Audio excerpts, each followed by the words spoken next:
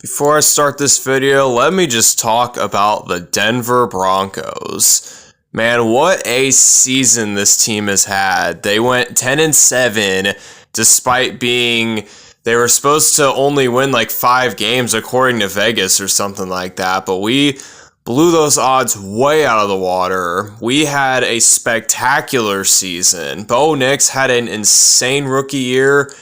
PS2 is probably going to win Defensive Player of the Year. Nick Bonito had a breakout season. Courtland Sutton had a breakout season.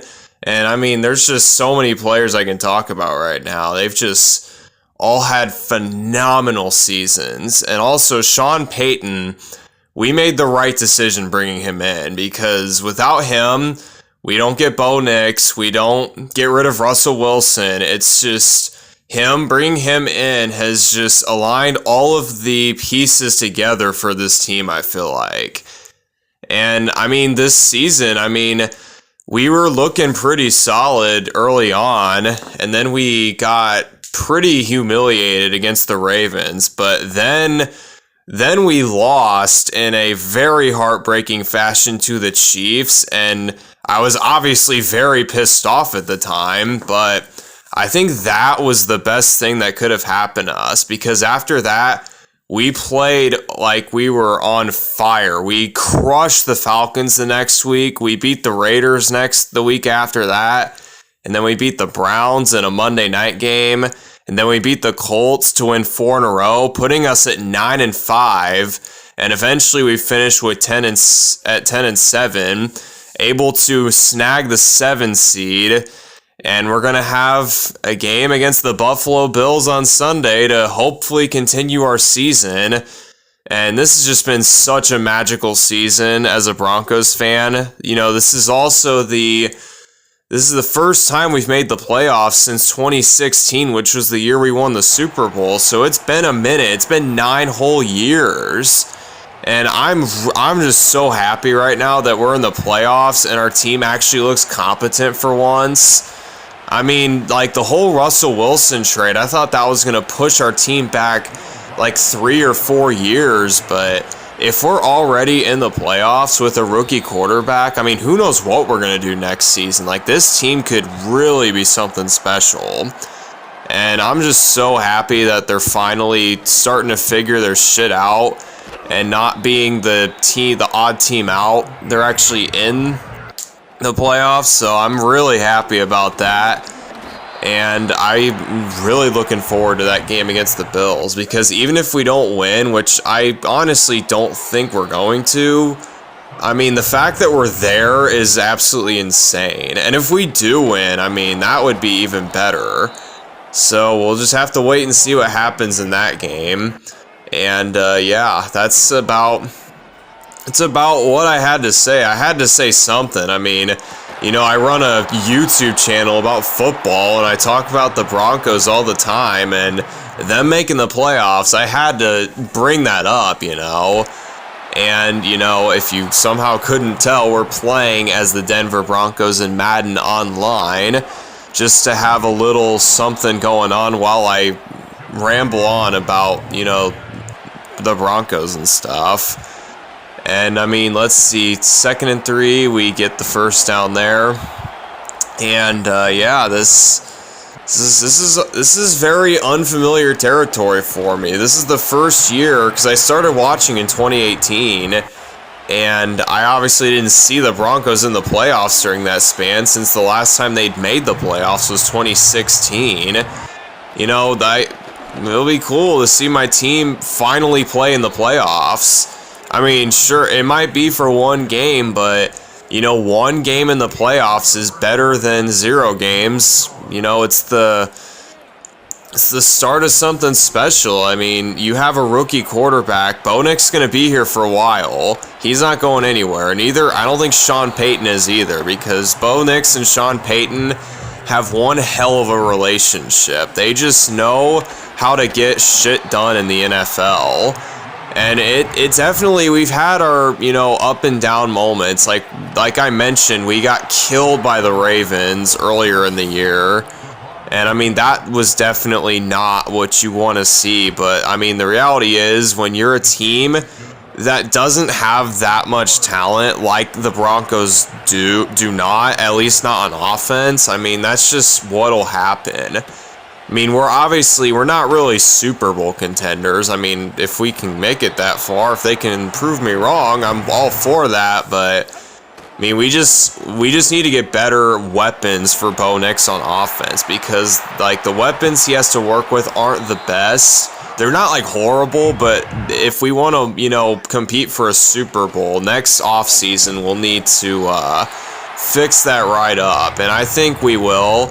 I trust this team will make the right decision, which I never in a million fucking years ever thought I would be saying that, but I mean, if we're making the playoffs with a rookie quarterback with this limited of weapons on offense, and I mean, granted, to be fair, our defense is unbelievable. I mean, ever since we gave up 70 points to, ironically, the team we're playing against in Madden, the Dolphins, we've just really turned a corner on defense. And our offense is actually starting to pick up the slack, too, because I feel like watching this team over the years, it's always been great defense, bad offense, and we're just good enough to not be like a top 5 draft pick team, but also not good enough to make the playoffs. It was just a mushy middle area, and that's just not where you want to be as an organization. But, now that we have a rookie quarterback that, I'm going to be honest, this is the best Broncos quarterback that I've seen since, 2018 when I started watching. Because, I mean, obviously, Peyton Manning and John Elway are going to be way higher than anyone else on this team. But I didn't watch those guys, so I didn't get to see them live. But, I mean, the thing I like about Bo Nix is I feel like he's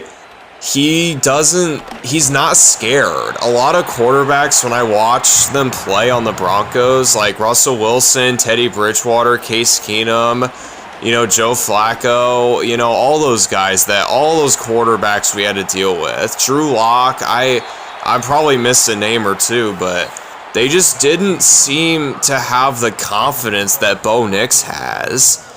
And, I mean, you're just not going to get anything done without a, confident quarterback, and Bo Nix has all the confidence in the world, and that's just what we need. We needed a guy who can take charge and put the team on his back when he absolutely has to, and that's why we drafted him. That's why Sean Payton, he saw something in him, and also having Sean Payton as the head coach is a very beneficial thing for him too, because Sean Payton knows ball. He knows how to work with young quarterbacks, and we're seeing that this season. I mean, I didn't think he would have this good of an NFL season. I mean, I try to set reasonable expectations, like maybe if we're lucky we'll win like 7 or 8 games is what I was thinking, but 10 games in a playoff berth is definitely way higher than I expected this team to go. And I mean, it's gotta be uphill from here, right? I mean, this is probably gonna be the worst offense that Bo Nix has for a while. I mean, we're gonna get him some better weapons, probably a better running back, just things like that'll help with him and his development, because he's not perfect. I'm not gonna pretend like Bo Nix is a perfect quarterback, but I mean, he is a very talented quarterback, and he's just got it. Like, it's hard to explain, but sometimes when you watch a quarterback, some just have it and some don't. It just depends how they play the game. Like I mentioned, Bo Nix is extremely confident, and that's why Broncos fans can get behind him. That's why Broncos players can get behind him, because he takes charge. If he has a great play, it's because he's confident, he knows what he's doing. And even when he has a bad play, I mean, he's still, he doesn't regret it because he knows he's going to learn from it. And it's wonderful to see this. It really is. And it's going to be so cool watching this team play in a playoff game, for the first time in years. And I cannot wait for the future of this team. I really can't. It's gonna be awesome next year. I think this team is going to be a very special team next year, and I'm really looking forward to it.